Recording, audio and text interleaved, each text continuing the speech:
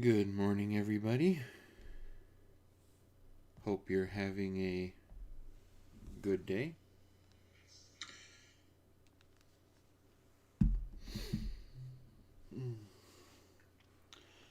Still a little gray and rainy out there today.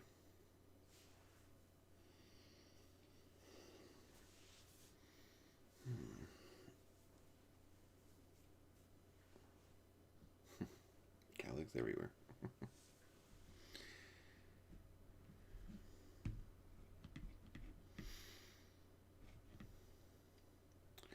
Well, let's see what our weather is going to be like for today. Oh, that's not what I wanted to do. What are you doing? Refresh this. There we go. It is currently 51 degrees in the great metropolis of Brandon, Iowa. We got some light rain, and it's supposed to rain, looks like, for the next couple hours at least.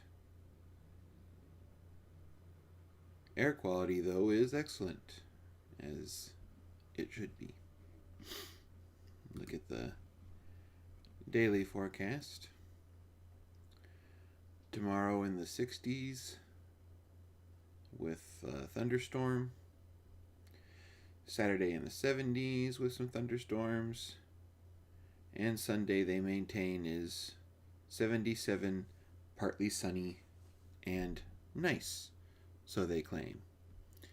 And Dancing with the Stars happens on Monday.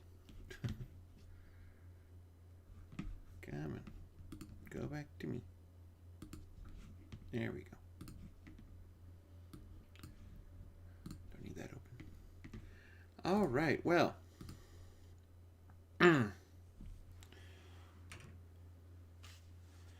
I'll go ahead and get started here.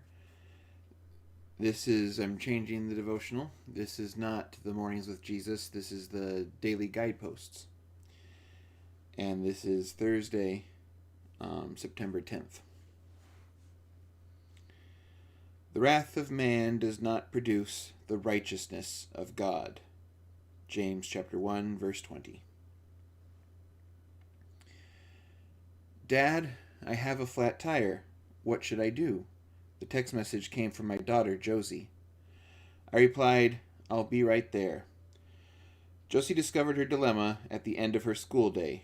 I was only minutes away and arrived quickly. It was a hot day, but my tenacious teenager wanted to change the tire herself. I talked her through it. She got out the jack and the spare tire, removed the lug wrench, positioned the jack, and snugged it up. Time to loosen the lug nuts a little. No problem. On the first 3 nuts, the 4th one was tricky. Though she got it, but she just couldn't get the wrench on the last lug nut. She resisted asking for help, but finally gave in. That's when I discovered she would never get that nut off, because the tire shop had put on the wrong size lug nut. They'd done that not only on the 5th, but on the 4th one too. My daughter's tire had 3 different sizes of lug nuts on it. I was angry. Had she been stranded alone, she would have never been able to change her tire. Josie's shop teacher lent her tools to finish the job. We traded cars. Josie drove my car home while I drove hers to the shop. The angry dad speech in my mind never came out of my mouth. I'm not sure why, but I'm glad. The tire had a hole in the sidewall, so the warranty didn't cover it. The job would cost about $80. I sat in the waiting room, breathing the aroma of new car tires, thanking God that this flat had happened close to home. Finally, the mechanic called me over. He apologized for the lug nuts. Everything was finished. And no charge. Someone else had covered the cost. Lord, I confess that you never need my help, especially my anger, to accomplish your grace.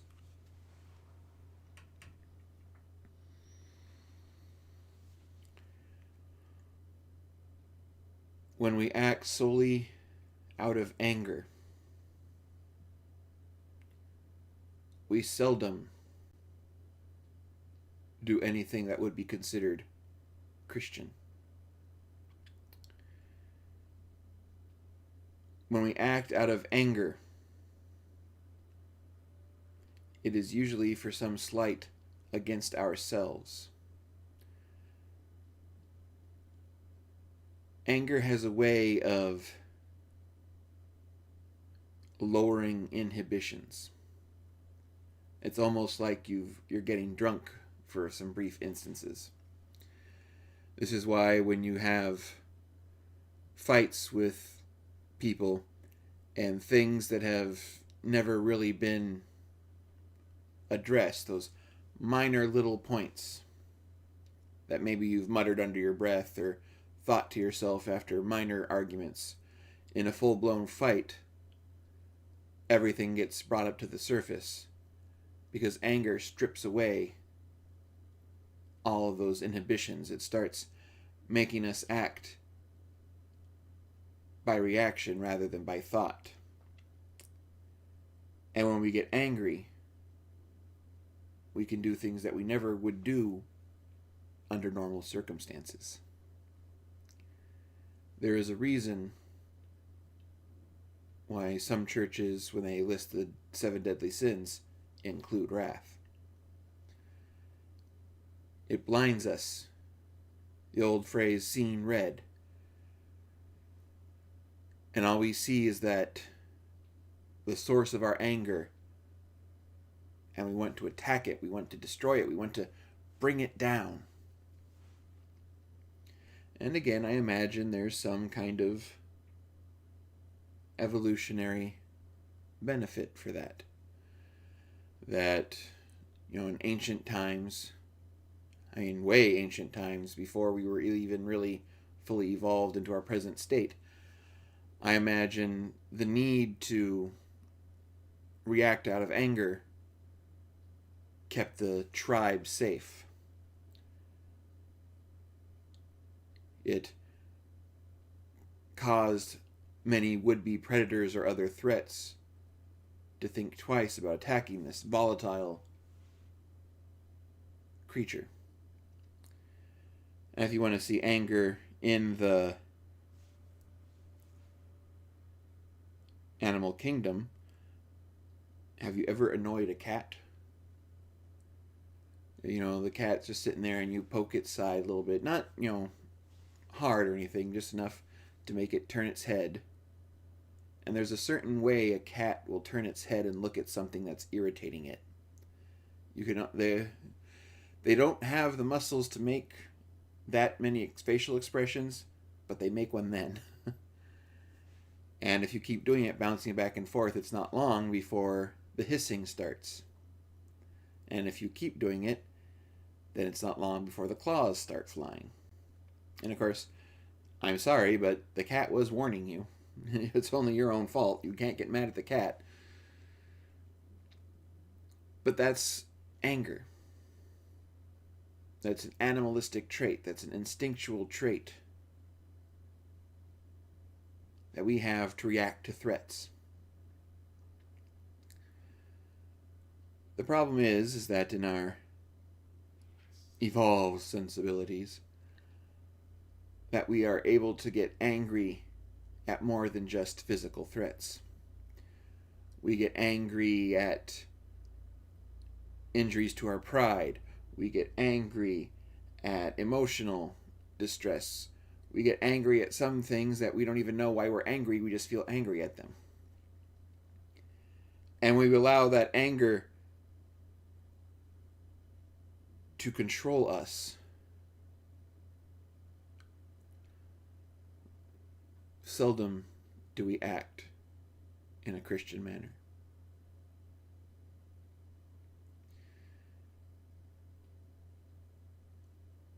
Sometimes anger can be so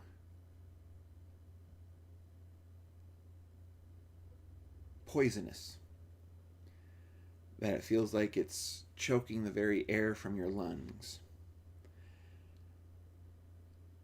That anger just builds up and you want to explode, you want to lash out, you want to just release that tension. And sometimes we need to go against our human instincts and release that anger, not through bursts of rage and, turning into the Incredible Hulk and smashing everything, but to take a moment and enter prayer, and to take a moment and to just, and a lot of times, offer forgiveness. Now again, forgiveness is not permission, but forgiveness is freeing your soul from being weighed down by those actions that are causing you to be angry. And sometimes taking that moment to separate the chains, to cut off the weight, as it were, can be incredibly freeing. And it can lead to a much more loving environment. That would be the Christian way to address anger.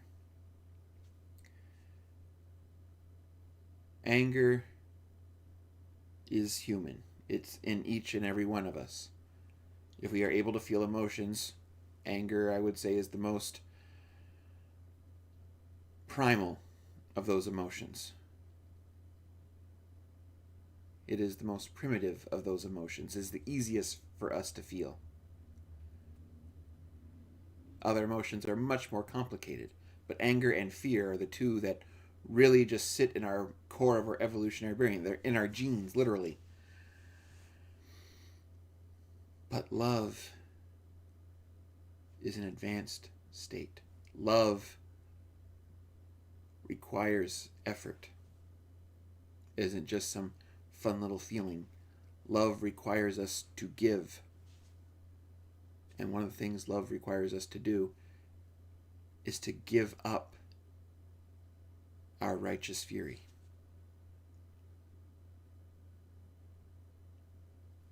Because when we let anger and fear control us,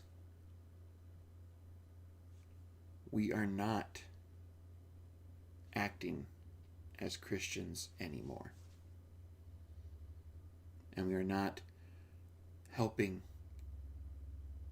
the mission of the church. God does not need our anger. Let it go.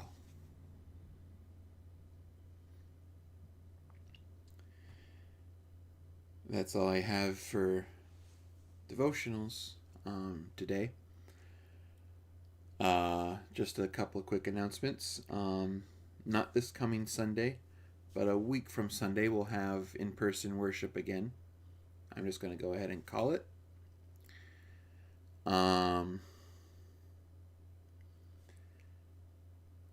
If something absolutely disastrous happens and the zombie apocalypse starts, well, we'll reevaluate then. But I'm saying the 20th will be our first Sunday back to in-person worship. Again, masks, social distancing, the whole 9 yards will be required. I ask that we maintain the same rules we had before.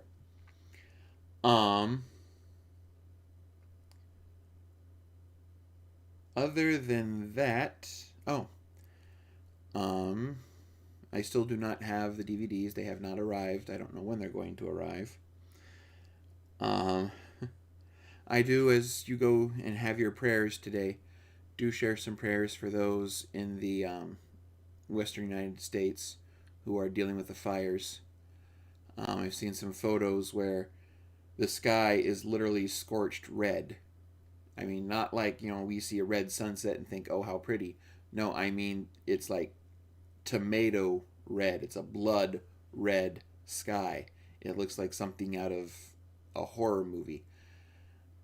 And I think the western part of the country really needs our prayers, and we need to pray for also to provide strength and help for those who are going and saving lives, who are going and bringing those people out, and for those who are having their lives literally completely uprooted overnight, almost. So I do ask that we keep them in our prayers. Um, and I apologize, I'm a little slow today. I did not sleep at all. Decided that I was having difficulty sleeping and decided to heck with it and worked on the service. So I spent literally all night. I just finished it here about 8:30 this morning. The service for Sunday. So the service for Sunday is done. But after this, I'm probably going to go and introduce myself to my bed again. So hope you all have a wonderful day. If you call me and I don't pick up, leave a voicemail. It's not that I'm ignoring you. I'm probably not conscious. So, excuse me. Yeah. I cannot wait until I don't have to do these online services from scratch anymore. But hopefully this is the last one. So anywho, I hope you all have a good day. I hope to be seeing all of you on the 20th of September. I will continue to, I will video the service at one church and use that to kind of splice together an online version of the service for to put on Facebook and YouTube as normal. For those who are not yet comfortable attending worship, that will be usually about a day or two late. The DVDs, if they don't come today, which I'm not sure they're going to, I will just bring the DVDs from last Sunday service to church, to the churches like Monday next week, and then we'll start, that'll start our week behind, as it were, because then after that I'll be bringing DVDs to the church rather than making a special trip throughout the week. I'll just bring them to church from the previous week's service. So other than that, I hope you all have a good day. I believe that's all I have for us. So try to have a good day despite the rain, and know that this weekend there are days in the 70s with no rain, supposedly, if AccuWeather's right. So have a good day, everybody.